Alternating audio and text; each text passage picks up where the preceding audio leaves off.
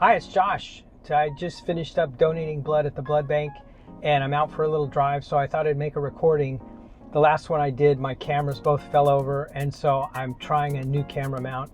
So we're just gonna drive home and chat a little bit. So let's go. So I'm still getting used to driving and backing up, and I quite frankly think that I'm going to get a reverse or a rear view mirror with a camera installed, because that's still bothering me a little bit, that I can see out of the back but not really see out of the back, because you just see the tire and you just don't see a lot. And so I'm thinking that I'm going to want to resolve that. So everything's still going well. I've only driven a couple of times this week, and one of the questions I'm frequently getting is, what kind of gas mileage are you getting? And so far, all I have to rely on for that is the computer, because as soon as I got the car, I went and topped off the gas tank. But to be honest with you, I've only driven about a half of a tank. So I still need to try it out and see what the real world's going to be. But the computer's saying I'm currently averaging 14.7 miles. And I'm doing a lot of stop-start in-town driving, so there's only a little bit of freeway in that. So that doesn't really surprise me. The ratings are 15 and 15 for highway and city, and it looks like it's going to be at least that. So that's all good. I thought it was interesting, this past week I noticed that INEOS took a little price increase on the Grenadier, and I'm guessing that people that already had their orders in will be able to get the price that they committed to, but I'm pretty sure that the 2025 models will come out with this new pricing. And it's also interesting that they announced the 1924 orders open, so that you can order a 1924 model, and that also reflects increased pricing. So, there's my friend. I forgot to turn that off. Can't wait till they fix that or change it for the better. Speed warning off. Keep the lane. See, I think it's more distracting to have that speed warning than to not have it. But there you go. Oh, and other breaking news, I also just learned that INEOS has postponed or indefinitely postponed the Fusilier project. And they basically cited lack of specificity and regulation in the electric car market. And I feel like what I read from the article was that they want to see how the industry goes, because I guess the demand for electric vehicles is softening, and other countries, not necessarily in the United States, but they were originally set to start producing them for 2027 model year, and that currently has been put on hold indefinitely. So I thought that was interesting to see. I don't know that that would have been a vehicle for me. I was thinking that, they were maybe trying to scratch a different itch by providing a smaller format in a vehicle, but it doesn't really follow the off-road concept to take an electric vehicle, even though it's going to have a motor that, a built-in generator basically. So I thought that was interesting. So as far as driving the car, I'm still having a great experience, and now that I've got my camera sorted, I can probably demonstrate some better U-turns so that you can sort of see outside the car as well as inside the car while I'm driving it. But this is a comfortable drive. I really taken to it pretty nicely, and I've always liked sitting up high, and this is taking me back to that feeling. At this point, I'm also trying to create a list of the things that I love and the things that I hate, because getting one of these cars is going to be a love-hate relationship. There's going to be features that you wanted that it doesn't have, and there's also going to be features that it has that you're pleased about. And most of the time, the things that I don't like are just annoying to me. I don't know that they're necessarily a flaw.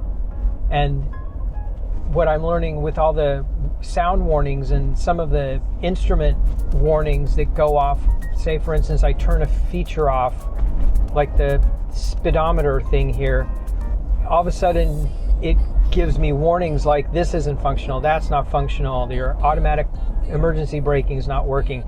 And I'm still trying to determine if it's a bug or a feature, because I think it's actually working the way they designed it. And the problem is that they need to kind of update their software to make it a little more intelligent, because I shouldn't be getting warnings for certain things being disabled just because I turned off a speed warning. So those are the little things that I'm hoping that they address in this upcoming software update. My car goes in on Tuesday because it wasn't detailed when I first picked it up, and I opted to just take it rather than and bring it back, because I figured I may have a list of things that I want to get addressed. And so my name is still written on the window, and so they're going to clean it up, and we're going to address the things that are on my list at the time, which include the rear door sensor, the tire storage box that either doesn't have the right key or it just doesn't lock, and they're going to get me my Triumph Fieldmaster badge. Apparently that's coming from England, so it's hopefully going to be here by the time we get there next week. So I'm looking forward to that. It was kind of funny that I didn't have it, and hopefully I'll maybe get to keep the original one and make a keychain or something out of it. I don't know. So, but other than that, nothing new problem-wise has crept up. I'm still finding myself a little frustrated with the key, and it's mainly that, and I can't show you the key right now because I'll insert a picture of it. The lock and the unlock, the pictures look too similar. I almost wish there were like little raised bumps on one end or the other so that I could lock or unlock the car by feel it. You know, if I'm approaching the car and I reach in my pocket, because now I have to deal with the key, I wish I could feel which end was the unlock and which end was the lock. And I thought I had it worked out that, you know, the part with the nub is closer, is the unlock, and that the far end of the key is the lock. But then when you flip out the key like a switchblade, your mind just thinks it's the other way around. And so it then thinks that the other end of the key is the end of the key. And so I find myself, earlier today, I went to lock my car and it wouldn't lock. And so I check all the doors because of the door sensor won't let you lock the car if it's not shut fully. But it wasn't that, it was because I was pushing the wrong button. So still getting used to that. I think it could have been done a little bit better. But again, that's more of a learning thing and less a flaw. You know, it's a feature, not a bug. A design choice. I also find annoying the fact that the keyhole is just a little hole in the dashboard, and in the dark, because there is no footwell lighting, there's no lower cabin lighting, you can't find it. You come in and there's a light up here, but then you try to reach down, and one of the viewers gave me a suggestion, and that was to put your finger at the very tip of the key and then feel for it. So I'm actually trying that right now, because that's actually a smart idea, but shouldn't have to do that. Should just be able to see where the key goes and stick it in and turn the key. So, you know, there are a couple things. I mean, maybe I can make a whole video about the key. I don't know. I'm still getting used to the stop start, automatic stop start. I turned it off the other day because, you know, I'm just on Market Street traffic and every light I'm hitting here.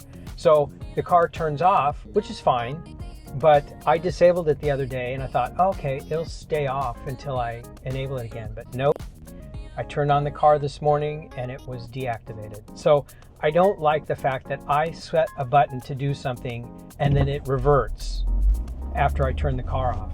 I don't like that, because I want to set the car up the way that I want it to be and leave it the way I want it to be, and not constantly have to disable the speed warning, turn off the auto stop start, and it just is.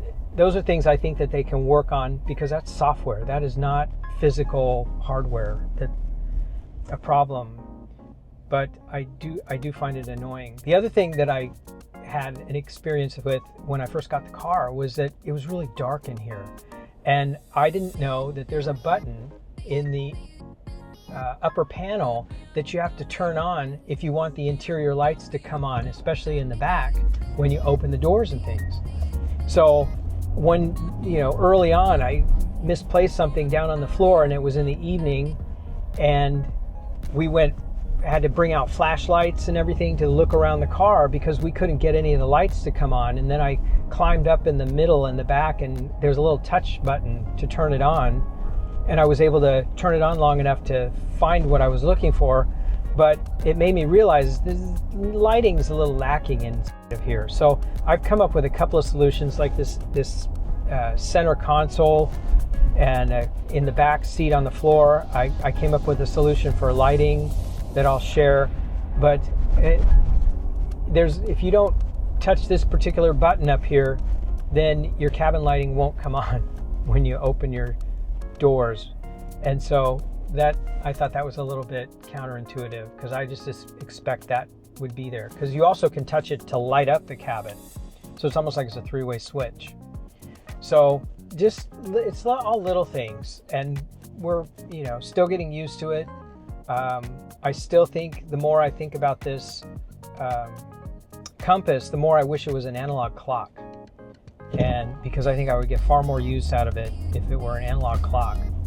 And hopefully somebody in the aftermarket will come up with that, because I think that's a more intuitive use for me. So anyway, I'm just about to pull into my garage, so I'm going to sign off for now. But thanks for watching, and I'll see you in the next video.